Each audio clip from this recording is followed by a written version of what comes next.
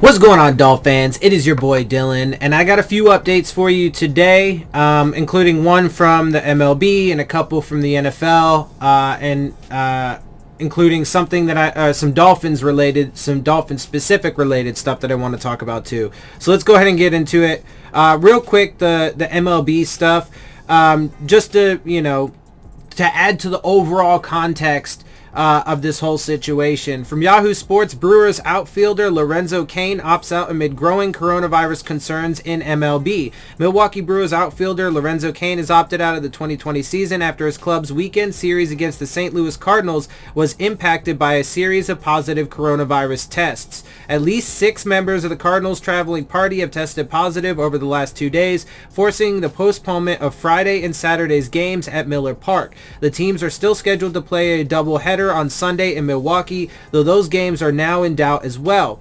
Cain, 34, is a two-time whatever, blah, blah, blah. He becomes the most notable MLB player to opt out following the rash of in-season positive tests around MLB. The Miami Marlins and Philadelphia Eagles have not played since July 26th due to an outbreak that has resulted in 21 Marlins players and staff members testing positive. 2 Phillies staff members also tested positive this week. It is not clear when the Marlins will return to action. When they do, infielder Isan Diaz will not be with them. He opted out on Saturday. The Phillies are scheduled to resume Monday against the New York Yankees. On Friday, MLB Commissioner Rob Manfred warned MLBPA President Tony Clark that the season could be canceled as early as Monday if the outlook does not improve and if players do not start taking the health and safety protocols more seriously, which it's impossible to do with everybody. There's always going to be those people. That warning came after MLB investigation found that Marlins players went out on the town in Atlanta during an exhibition series. The league had obviously hoped that would be an isolated problem, but the growing number of cases in the Cardinals camp is raising new concerns about how plausible it will be to safely complete a 60-game schedule. It's not. It's just not. Keep in mind the season is only 9 days old. The Brewers have also been directly impacted. Luis Urias and Angel Perdomo both tested positive, but those positives came before summer camp. At the time, Cain expressed hope that the season could be completed. Cain's decision to opt out means he'll be walking away from $5.92 million, which is the prorated portion of his $16 million salary for the 2020 season. Which, again, I think is bullshit. These players should not at all have to opt out and lose their pay. Like, that should not be a fucking thing, right? Like, they should not lose their pay or significant amounts of that pay, right? Like, that just should not be a thing. That all of these sports franchises and leagues and whatever, their responsibility should be to their players, their fans, etc., safety, health. And the responsible thing would be to shut down and pay everybody. Because, yeah, anyway, we've gone over it. You know why. Anyway, though, so the next thing, though, that I do want to discuss is just real quick, another prominent player from the NFL has decided to opt out, and that is Jets linebacker C.J. Mosley opting out of the 2020 season. Entering his second season with the franchise, New York Jets linebacker C.J. Mosley has decided to opt out of the 2020 campaign. NFL Network insider Ian Rappaport and NFL Network's Mike Garofalo reported. Mosley, whose first season with the Jets saw him play only 2 games due to injuries, opting out due to family health concerns. I would say he probably wouldn't be part of the Jets much longer anyway, but yeah. Anyway, ESPN's Rich Cimini first reported the news. Following a 5-year run with the Ravens that included a quartet of Pro Bowl nods, Mosley was a much ballyhooed free agent signing with the Jets ahead of the 2019 season. However, he only played 2 games. Blah, blah, blah. Anyway, that's just reviewing like what he did and stuff like that. But yeah, so there goes another player from the NFL, and a rather prominent one at that.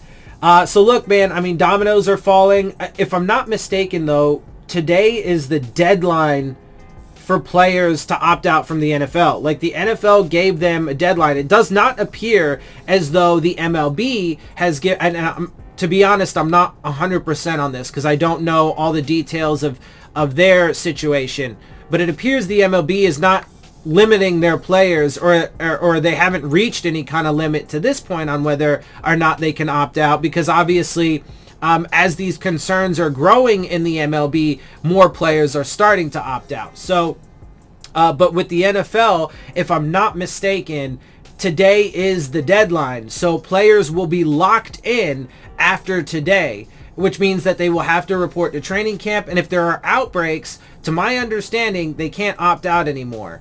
So yeah, we'll see how all that plays out. Maybe I'm wrong. I don't know, but I'm pretty sure that's how it works. Anyway, the last thing that I do want to talk about really quick was Bobby McCain made a statement that to some degree, I get it. And I understand that everybody has to have personal responsibility. We'll get to a statement in a minute. But that's not really the point here. That's not going to solve anything, etc., etc. So to clarify, what was his statement? Dolphins Bobby McCain, you've got to hold your brothers accountable. As training camp gets underway and the NFL prepares for an unprecedented season due to the novel coronavirus, protocols and precautions are being taken and established. However, Miami Dolphins defensive back Bobby McCain emphatically stated on Saturday that it's up to him and his fellow NFL players to hold teammates answerable for their actions and that being responsible is paramount. But it's impossible, bro. Like, you're never going to be able to fucking convince everybody or hold everybody accountable. You know, some people have different varying levels of concern with this, etc., etc. Some people take it less seriously, and so they'll do, you know, they'll be like, whatever, I can get away with this, or I can get away with that, or blah, blah, blah. It's impossible. And so that's the first problem with it. You can't do it. There's just absolutely... So it's foolish and naive to think that that's a plausible or feasible approach to the situation. Let's get his full statement, though, before I continue. You've got to hold your brothers accountable as far as stepping out and going to dinner with a lot of people, going to nightclubs, going to bars, being with different women, McCain told the media Saturday via the Athletic's Josh Tolentino. So how do you expect to do that? How do you expect to do that, Bobby? I mean, I like the sentiment and I appreciate personal responsibility, but how are you going to literally track down every single person on your team and make sure that they're doing the right thing? And if they decide that they don't want to do what's right by you or the standards or protocols, what are you going to do? Are you going to hold them at gunpoint and keep them in their home? No, of course not, right? It's not possible. You just can't do it. But there is an even bigger point, though, that I want to make. Whatever you bring home, you're bringing to the family. That is true. It's definitely going to take a lot of discipline. The most disciplined team will end up playing the most games, and being the healthiest at the end of the day. It's not exactly how that works, right? Because as we've seen with the MLB, one team could be great and do things wonderful and minimize, you know, the impacts and so on.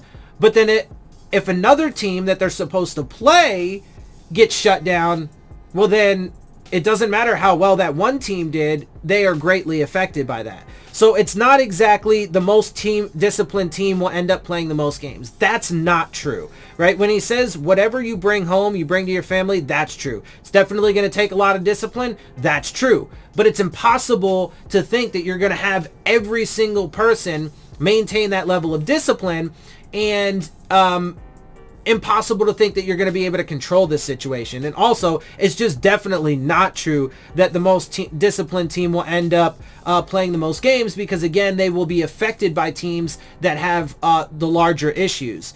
And being the healthiest at the end of the day. Well, that is true. They will end up being the healthiest at the end of the day, but that does not mean that they will play the most games. McCain has played all 5 of his seasons in Miami, which is also home to Major League Baseball's Miami Marlins. The Marlins have had a recent string of COVID-19 positive tests that have forced the cancellation of games, with reports of suggesting proper protocols were not taken. According to the NFL Players Association COVID-19 updates and information website, 107 NFL players tested positive for the coronavirus prior to training camp, and 21 since players began reporting for training camp to this point. McCain's words speak volumes in calling together his teammates and fellow NFL players to hold each other responsible for their actions at a time in which, perhaps more than ever before, one player's decision can affect another's. And that's true, but again, it's not going to work. You can't control it. And at best, even if you could, it's still, that approach is still nothing more than just a Band-Aid. Because what's the real problem? The players should not even be in this position to be, making these decisions. These players and the staff members, etc., should not be in a position in which they have to be like, okay, well, now I have to, Because look, I mean, every single person is different. Everybody's maturity level is different. Everybody's experiences are different. You know, beliefs are different, etc., etc. So, you know, they should not be in this situation to begin with. The NFL and the owners, that's where the responsibility lies.